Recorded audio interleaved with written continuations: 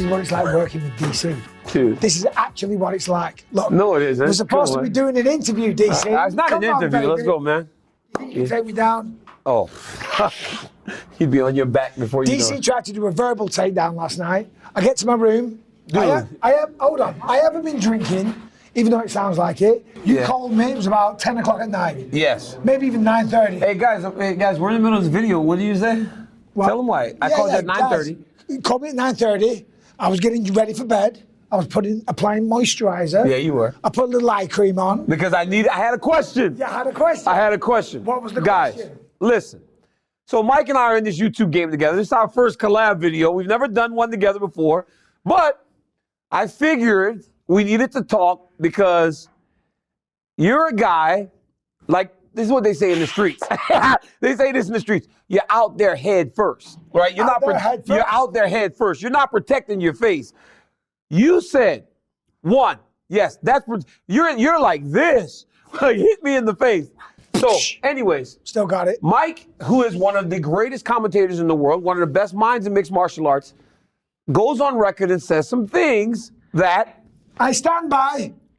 But so last night I called him because I saw, he said that Tom Aspinall, who, again, I really do think highly of him, moves around the octagon like Muhammad Ali. You said that.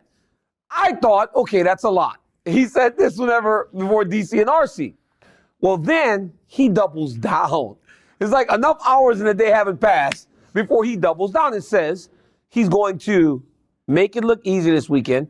He's going to beat Jon Jones, and he's going to retire as the greatest heavyweight of all time. So I call him because I got to know. He called me. And what did I say? Mike, is this a gimmick? What are we doing? Just hyping the fight. That's I said, what are we doing? I go, Mike, is this a gimmick? You were doing one other thing. Are we hyping? You were doing one other thing as well. Tell me. Sneaky research. He's going to use all this on commentary. Of course I will. Of course I will. But I'm just saying, though, because for me, I respect your opinion. So when you make such grandiose, like, claims, I tap in. So I'm like, I asked you, I said, Mike, as a friend, I go, what are we doing here? Is this real? And you told me you stand by this. I do. And listen, I understand, because as we said on the phone last night, it is a bold claim. Sergei Pavlovich is a tough mother effer, right? And I'm not overlooking him, and I actually feel like I'm being a little disrespectful. But it's not if it's your thought. That is not what I'm trying to do. I spoke to Sergei today. What a sweetheart of a man. He's a great guy. And a monster inside the octagon. And they're both 6-1. They both have the fastest and the second fastest finish time. They're both very capable. But when I look at Tom Aspinall and the way that he beats people, the movement that he has, and the ability to fight everywhere, I think he can pick and choose his poison. And I honestly think he's going to jab in and out, and then... And so you think Tom's going to wrestle? I think so. Sergei was a Greco-Roman wrestler himself, but Mike, here's another thing I asked Bisping. I said, Mike, have you seen something in the training room? Because I remember before when Islam Makhachev was coming up, we made big claims about Islam. He's going to be the champ. He's going to be this. But it was all the things we saw in the room that we didn't see him put into action in the octagon. But then you said there are a lot of highly respected people that you talk to in England that see him day to day that make you feel confident knowing that this dude has it. Yeah, but when you look at Marcin Tybura, and granted, Andrei Arlovsky, okay, listen, Andrei's a legend, but he's past his prime. When you look at all the people that he's fought and beat, and even the Curtis Blades one, that wasn't a loss. It was 30 seconds. He went like that, and he fell over. Mike said, Mike, they fought for 30 seconds. But he fell over. He hurt his own leg. That wasn't a loss. I know, Mike, but Mike, you cannot just say, God, this is so bad because it's going to make it seem like I'm hating on Tom Aspinall. I'm not talking about the performance. I'm saying you don't know what would have happened. You can't count that as a loss. But guess what, though? In all that, Sergei Pavlovich actually beat Curtis Blades. Yeah, I know. Because he didn't blow his leg out.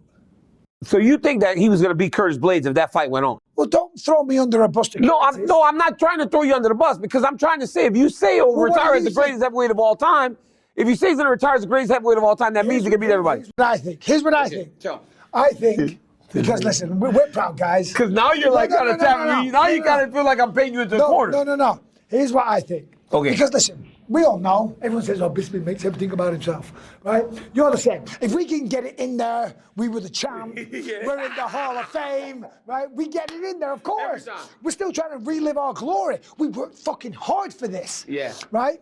So when I say Tom could go down as the greatest heavyweight of all time, that to you, your hackles go. You know what's sad? And you're like, this motherfucker seems to be better than me. Let me tell you what's crazy about that. And this, I want you to pan it on me here, cameras.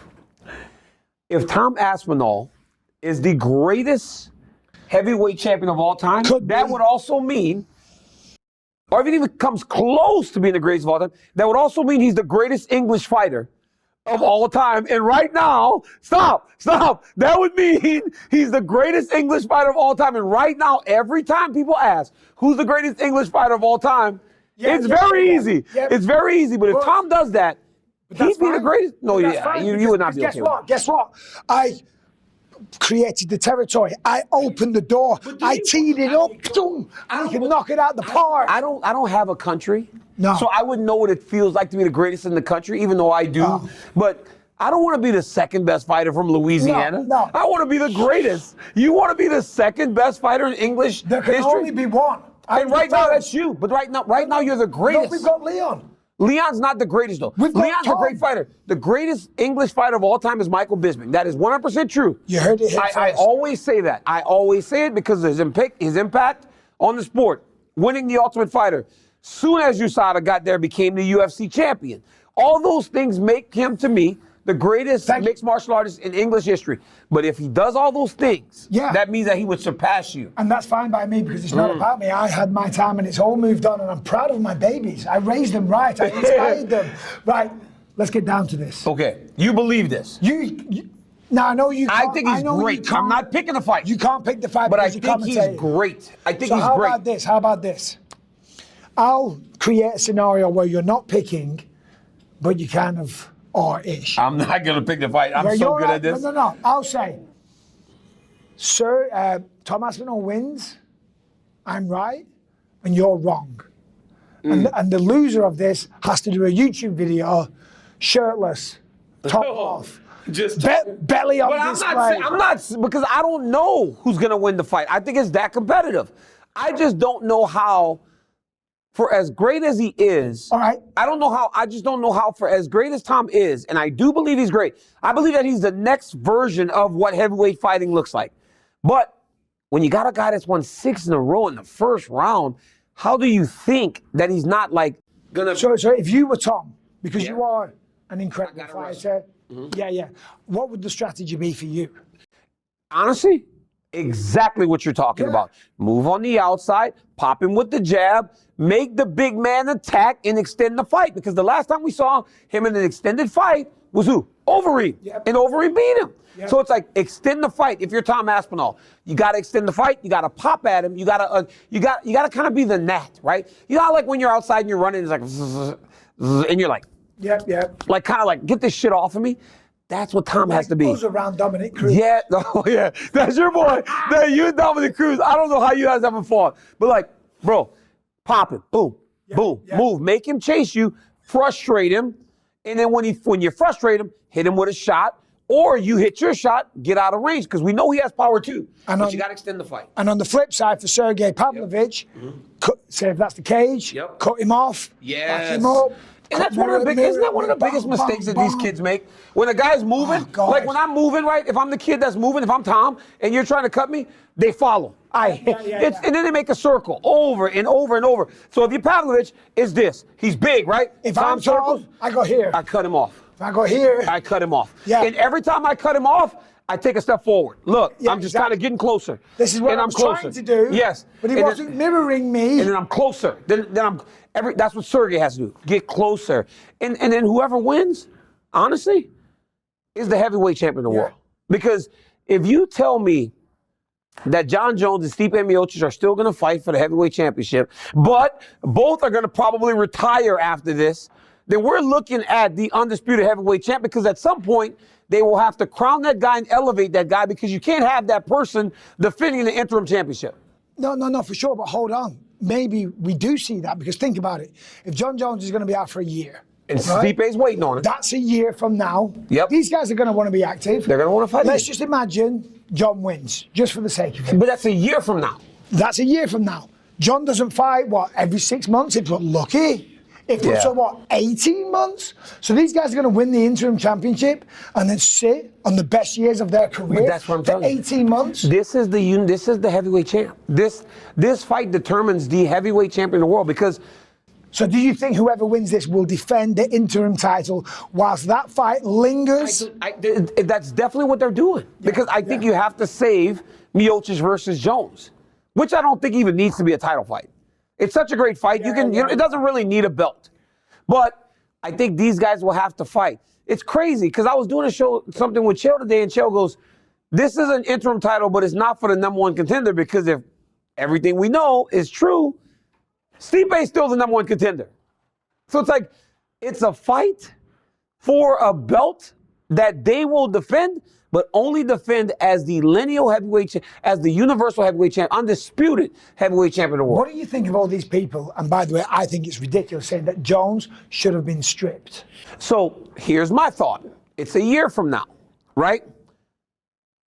If this is it, your last fight, there has to be some sort of decision because think about this. If it's a year from when he got injured and he fought in March, that'll be 18 months outside of the octagon. Yep. That'll be 18 months outside of the octagon. So there is a case. And he's not getting younger. There is a case where you can strip him, but to not strip him and save the fight with Miocic is okay too. Flip side, Devil's Avocado.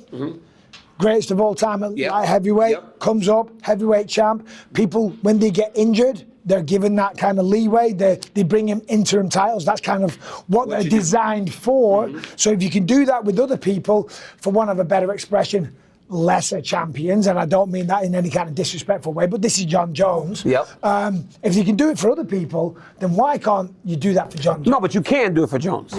You can do it for Jones. That's why there's no right or wrong in this situation. If you take the belt from him, nobody will bat an eyelid because if you bring him back and you put him in Stipe for whatever championship they want to call it, it's going to be okay because the fight really does sell itself. That's one of those ones where you don't really need a belt. But in terms of keeping the division going forward, Pavlovich will fight as often as Pavlovich gets an opportunity to fight. So will Tom Aspinall if he's not injured. Those guys will want to fight again before Stipe Jones fight, which is, again, it's so weird to me because you're going to have two actual heavyweight champions. Because if Jones and Stipe are only fighting each other, they're only fighting each other. Every other heavyweight should not have to just kind of sit around and twiddle their thumbs because they don't know what they're fighting for. Because you got great guys in the division that want to fight for the belt. Cyril Gane won again. Has Cyril Gane fought since he fought Jones? No. He hasn't. Hold on. He did, right, in July. He just beat Sergei Pavlovich.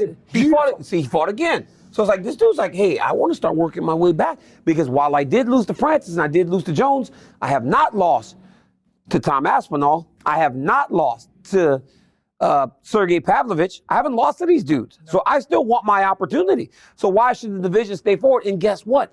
When that time comes, the UFC will have to go, maybe we do make these dudes fight. Because again, Jones ain't back till next year, probably in the summer. Miocic should be almost 42 years old at the time. It's crazy, man. Like, the division right now is fun, but I'm telling you right now, we all have to grasp the idea that on Saturday night, the heavyweight champion will be crowned. I know it's called interim, but the heavyweight champion will be. And I believe, and this is not a competition, and we're not talking about your day or Stipe or Jones. Let's just take them out of the conversation right now because the pair of them, I think Jones and Stipe, they're really at the tail end of their careers. Maybe they have one fight. Maybe they have two. They both said that they have. Yeah, they both said they're pretty much done. I think whoever wins this, well, first of all, I think Tom and Sergei are the two front runners. I think it will be another rivalry, much like, maybe not as heated as you and Jon Jones, but in terms of skill for skill, how good they are, it won't be as personal, but I think it'll be them two, because they're, I think, leaps and bounds above the rest of the division. You don't think that Curtis Blades? Gane is not right there? Oh, no, Cyril. But the takedown defense is a problem, right? The takedown defense is a problem. Sorry, Cyril. I totally forgot about Cyril. The takedown defense is a bit of a problem. But the takedown defense is a bit of a problem. It is an issue. Because those guys will try to exploit that. Why don't you get Cyril out to AKA? Bro, I've tried. I've asked him, but the guy. I mean, he's a former interim champ. He's one of the best in the world. He's proven to be able to compete with everybody. Cyril. No, but I'm glad you mentioned it because that's disrespectful. I think those guys are good, but then you start getting into the and Jailton. Is Jailton gonna just sit and wait like Jailton? Like, you know what I'm saying? Like, these guys are all so good. It's like we have two guys, and if, like you said, Stipe will be at 42. Jon will be about 36. And 36 is not old in fighting, but when you live the life that Jones has lived, it's a little bit older, right? If those guys both are saying that they're about done, then I think you have to move on with these young, active, fucking tremendous fighters. I mean, Jailton is amazing. Gon is as good, obviously has a glaring hole. Pavlovich is amazing. Aspinall is amazing. And all those, that quad, that four can make for some real interesting fights. Let's wrap it on this. Okay. He called me last night to give me abuse. He called me last night to ask. I can't believe you believe to see if I'm happy. I'm telling you right now, to your face, Tom Aspinall, and I'm a fan of Sergei. I like Tom, man. Tom Aspinall is going to breeze through this. Oof. But I will say, after you called me last night, I started thinking, oh, shit. You don't go out there like that, though. You don't, like, that's the thing, like, because for me, it's like learned behavior from the people that my peers. I know what your behaviors are. I think maybe, so for you to go that out, maybe I'm too close to the situation. You know what I mean? Maybe. But I do think he's going to stick and move. He's going to float like a butterfly, sting like DC. That's it. We're out of here. Hey, man, like and subscribe to both of our shit, man. Let's go. Please do.